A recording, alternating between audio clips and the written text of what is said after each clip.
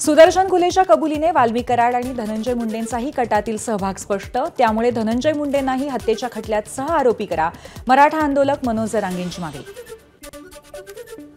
आरोपींनी हत्येची कबुली दिली आहे, त्यामुळे त्यांना लवकरात लवकर फाशीची शिक्षा द्या, धनंजय देशमुख यांची मागणी।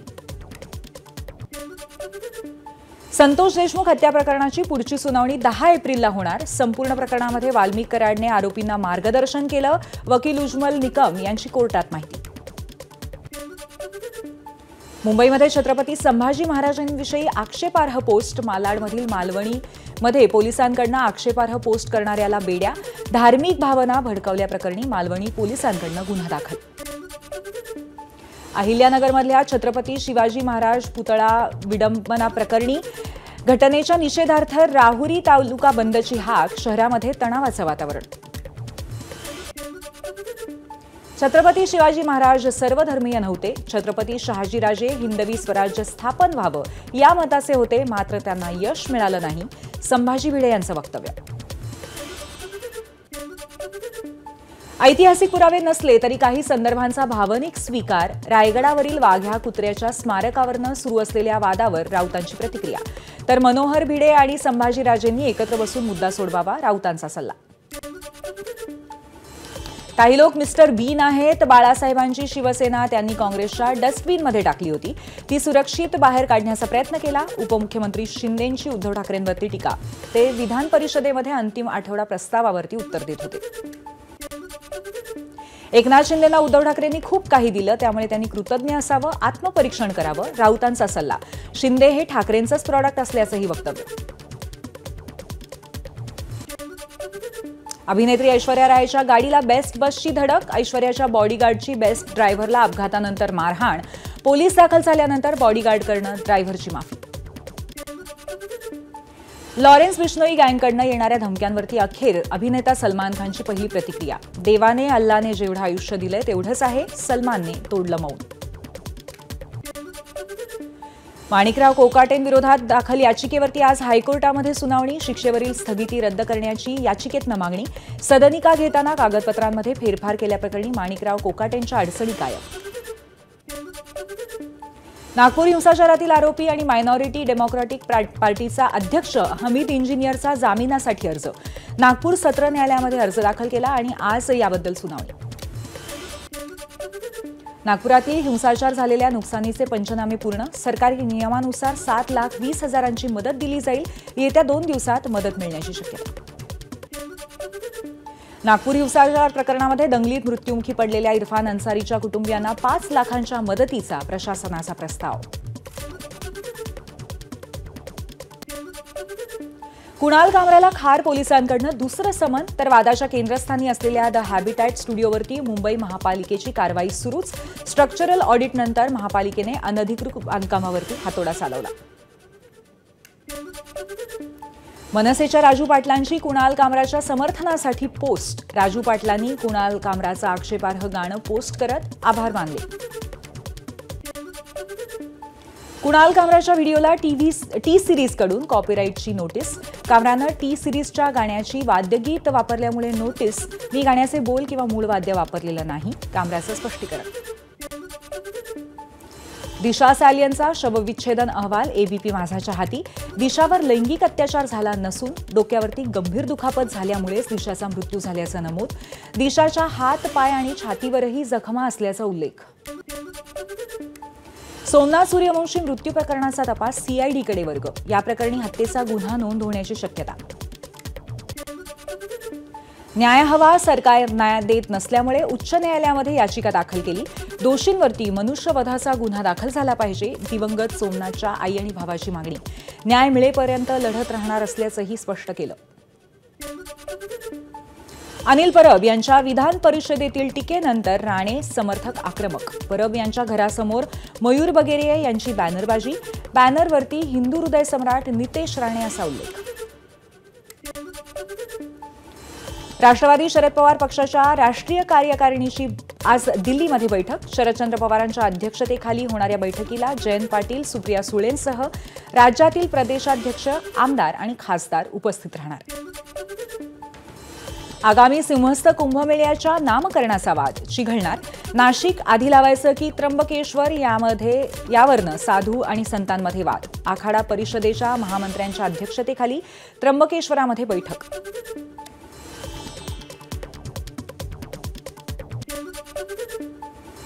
टोरेस गैरव्यवहारातील हवाला ऑपरेटर अल्पेश प्रवीणचंद्र खाऱ्याचा ताबा ईडीकडे. गुंतवणूकदारांकडून घेतलेली रक्कम तो USDT या कूट चलनाच्या माध्यमातून परदेशात पाठवत होता, त्याचा तपास ईडी करणार. काँग्रेस प्रदेशाध्यक्ष हर्षवर्धन सपकाळ यांच्या नेतृत्वाखाली आज बंजारा समाजाची बैठक. भाजप आणि शिवसेनेकडे सरकलेले बंजारा समाजाचे व्होट बँक परत मिळवण्यासाठी रणनीती ठरणार. रायगड जिल्ह्यामध्ये जिल्हा रुग्णालयातील पाण्यामध्ये अळ्या आणि माती. अलिबागमध्ये जिल्हा रुग्णालयातील भीषण वास्तव समोर. रुग्णांच्या आरोग्याचा प्रश्न पुन्हा ऐरणीवर. दिशाभूल करणाऱ्या जाहिराती थांबवण्यासाठी यंत्रणा उभारा. तसंच जाहिरातींविरोधातील तक्रारी ऐकण्यासाठी एक प्रणाली तयार करा. सर्वोच्च न्यायालयाचे केंद्रशासित प्रदेशांना निर्देश.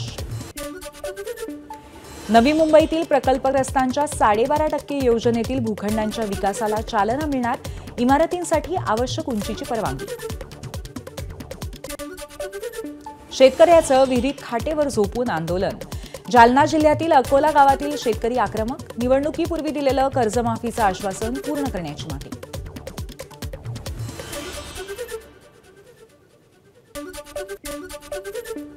अहिल्यानगरमध्ये व्यापाऱ्याच्या घरी दरोडा टाकण्याचा प्रयत्न करणाऱ्याला अटक. आरोपींची कोतवाली पोलिसांनी धिंड काढली.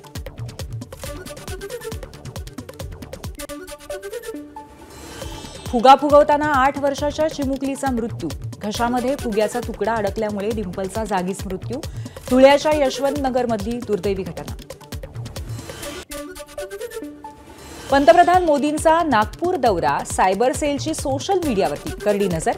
हेट स्पीचवरती नजर ठेवण्यासाठी सायबर सेलचं विशेष पथक. मोदींच्या दौऱ्यादरम्यान अफवा पसरवणाऱ्यांवरती कठोर कारवाई.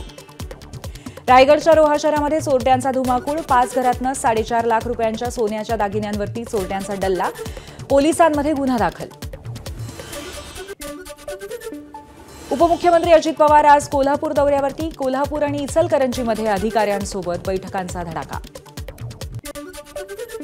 मुंबईतल्या विमानतळाच्या फनेल झोनमधील इमारतींच्या पुनर्विकासासाठी DCPRमध्ये स्वतंत्र तरतूद. उपमुख्यमंत्री एकनाथ शिंदे यांची विधिमंडळामध्ये घोषणा. त्यामुळे जुन्या इमारतींच्या पुनर्विकासाला चालना मिळणार. गुढीपाडव्याला सिद्धिविनायका चरणी भक्तांनी अर्पण केलेल्या सोन्याच्या अलंकारांचा लिलाव होणार. 30 मार्चला सकाळी 11 ते संध्याकाळी 5 वाजेपर्यंत लिलाव. गुढीपाडवा आणि रमजान ईद निमित्त कल्याणमध्ये पोलिसांचा रूट मार्च. कल्याणचे पोलीस उपायुक्त अतुल झेंडे यांच्या नेतृत्वाखाली रूट मार्च. मुंबईमध्ये काही दिवसातच क्लीनअप मार्शलची सेवा बंद. वाढत्या तक्रारीमुळे महापालिकेची प्रतिमा मलिन होत असल्यामुळे सेवा बंद करण्याचा निर्णय.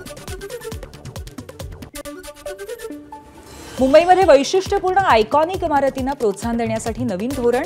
विधानसभेमध्ये एकनाथ शिंदेंची घोषणा. लोकसभेच्या माजी अध्यक्षा सुमित्रा महाजन यांनी आजच्या शिक्षण पद्धतीकडे लक्ष वेधलं. शिक्षक उगाच लोकप्रिय ठरत नाहीत, त्यांनी त्या पद्धतीने शिकवलं पाहिजे. चिपळूणमधल्या पुस्तक प्रकाशनाच्या कार्यक्रमामध्ये वक्तव्य. राज्यात उष्माघाताचे 22 रुग्ण. सर्वाधिक 4 रुग्ण गडचिरोलीमध्ये. बुलढाणा नागपूरमध्ये 3. लातूरमध्ये आणि पालघरमध्ये 2 रुग्णांची नोंद. भंडारा गोंदियातल्या 4400 तलावांचं पुनरुज्जीवन होणार. गाळमुक्त योजनेतनं तलावातील उपसा करण्याचे मृद आणि जलसंधारण मंत्री संजय राठोड यांचे निर्देश. स्वस्त धान्य दुकानामध्ये महिला बचत गटाची उत्पादनं विक्रीसाठी ठेवली जातील. महिला सक्षमीकरणासाठी जिल्हाधिकाऱ्यांची अनोखी संकल्पना. लोकसभेमध्ये बोलू दिलं जात नसल्याचा विरोधी पक्षनेते राहुल गांधी यांचा आरोप. संसद अलोकतांत्रिक पद्धतीने चालवली जात असून विरोधकांच्या प्रश्नांची उत्तरं मिळत नाहीत. खासदारांनी अध्यक्षांकडे नाराजी व्यक्त केल्याचंही राहुल गांधींचं वक्तव्य. आग्र्याची ओळख मुघलांमुळे नाही तर छत्रपती शिवाजी महाराजांमुळेच. आग्रा शहराची ऐतिहासिक आणि सांस्कृतिक ओळख. मुख्यमंत्री योगी आदित्यनाथ यांचं वक्तव्य. उत्तर प्रदेशामध्ये मुसलमान सर्वात सुरक्षित. योगी आदित्यनाथ यांचा दावा. सत्तेत आल्यापासून हिंदू सुरक्षित असेल तर मुसलमान देखील सुरक्षित. योगी आदित्यनाथ यांचं विधान.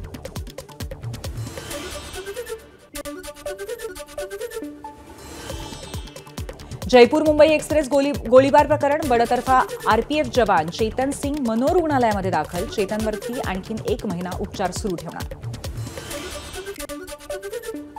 श्रीनगरमधील आशियातील सर्वात मोठं ट्युलिप गार्डन पर्यटकांसाठी खुलं. जम्मू काश्मीरचे मुख्यमंत्री ओमर अब्दुल्लांच्या हस्ते उद्घाटन झालं. अमेरिकेमध्ये आयात होणाऱ्या सर्व वाहनांवरती भरमसाठ आयात शुल्क. अमेरिकेबाहेर बनणाऱ्या सगळ्या गाड्यांवरती 25% आयात कर. 2 एप्रिलपासून अंमलबजावणी. ट्रम्प यांचा निर्णय. केकेआरचा राजस्थानवरती शानदार विजय. क्विंटन डिकॉकच्या 97 धावांच्या प्रभावी खेळीच्या जोरावर केकेआरकडनं राजस्थानचा घरच्या मैदानावर पराभव. एबीपी माझा, उघडा डोळे बघा नीट.